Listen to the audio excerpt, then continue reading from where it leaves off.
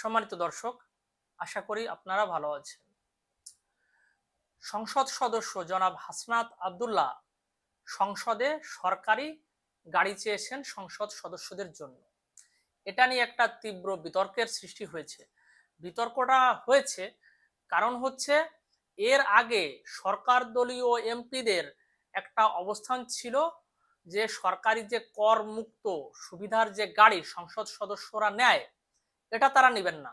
তাদের দলের নেতা তথা বাংলাদেশের বর্তমান প্রধানমন্ত্রী জনাব তারেক রহমান এটা ওনার দলের এমপিদের এটা ফলো করার জন্য বলেছিলেন, যার ফলে সংসদে এই বিষয়টা প্রথম যখন আসে তখন সংসদের বিরোধী দলের সংসদ সদস্যরা সহ সবাই এটা মেনে নেয় যে আমরা সরকারি যে করমুক্ত গাড়ি এটা আমরা ব্যবহার করব না।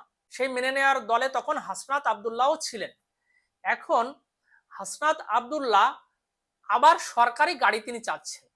এখন এরপর একটা তীব্র বিতর্কের সৃষ্টি হয়েছে, সেটা হলো হাসনাত যেখানে মেনে নিয়েছেন আগে যে আমরা সরকারি গাড়ি নেব না, তিনি এখন কেন গাড়ি চাইছেন। এটা নিয়ে বিতর্কের পরে হাসনাত আব্দুল্লাহ এই কথাটাকে একটু ঘোরাতে চেয়েছেন। তিনি বলেছেন যে আমি তো করমুক্ত গাড়ির কথা বলিনি, এখানে ডিসি ইওনো বা সচিবরা যে সরকারি গাড়ি ব্যবহার করেন যেটা তাদের মেয়াদকাল শেষ হয়ে যাওয়ার পরে বা অবসরের পরে সেটা আবার সরকারকে ফিরিয়ে দেন, আমি এরকম গাড়ির কথা বলছি। কিন্তু তিনি সংসদে কিন্তু এরকম স্পেসিফিক ভাবে কিছু বলেন নাই। তিনি সংসদে বলেছেন যে গাড়ির কথা, তিনি বলেন নাই যে আমি করমুক্ত গাড়ি চাই না বা আমার এই ধরনের গাড়ি দেন। এটা তিনি কিন্তু পরে ঘুরাইছেন এই কথাটা তার মতো করে। যাই হোক, এখন ধরলাম তিনি ডিসি ইওনোদের মতো সরকারি গাড়ি চাচ্ছেন, কিন্তু তিনি কি আসলে এটা এখন চাইতে পারেন? কারণ সরকার প্রত্যেকটা এমপিকে তার যাতায়াত খরচ বাবদ মাসে প্রায় ৭০,০০০ টাকা দিয়ে থাকে। চিন্তা করুন, ৭০,০০০ টাকা যাতায়াত খরচ বাবদ, এটা কিন্তু অনেক টাকা। যেখানে আপনি সরকার থেকে যাতায়াত খরচ নিচ্ছেন সেখানে আপনি আবার এডিশনাল গাড়ি কিভাবে আপনি দাবি করতে পারেন?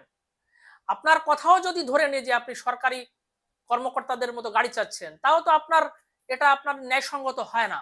ব্যাপার হচ্ছে ভাই, ক্ষমতা নেওয়ার আগে অনেকেই অনেক কথা বলেন, এই নির্বাচনী দলগুলো যেরকম বলেন যে আমরা গিলে এই করব সেই করব, ন্যায় শাসন দেব, দুর্নীতিমুক্ত দেশ গড়বো, অমুক করব সুমুক করব, কিন্তু দেখা যায় কি ক্ষমতায় যাওয়ার পর সবাই ভুলে যায়। হাসনাত আব্দুল্লাহরও হয়েছে সেই অবস্থা। তিনি আগে একজন সাধারণ ছাত্র ছিলেন, বেকার ছাত্র আপনি বলতে পারেন। তিনি এখন এমপি হয়েছেন, ক্ষমতা পেয়েছেন, সরকারি পদে গিয়েছেন। এখন তার মাইন্ডসেটের হয়তো পরিবর্তন হচ্ছে, তিনি এখন আরাম আয়ের সরকারি সুযোগ সুবিধা এইগুলো অনেক বেশি করে হয়তো চাইছেন। এটাই আসলে মানুষ সময়ের সাথে সিস্টেমের সাথে পরিবর্তিত হয়। তবে হাসনাত আব্দুল্লাহর কাছ থেকে মানুষ যতটা ভালো আশা করেছিল সেটা যে পাওয়া যাবে না এটা মোটামুটি নিশ্চিত। তিনিও সেই গতানুগতিক এমপিদের দলে ভিড়ে গেছেন বা ভিড়ে যাচ্ছেন, এটা বলা যায়। আজকের আলোচনা এ পর্যন্তই। আপনারা ভালো থাকবেন, সবাইকে ধন্যবাদ।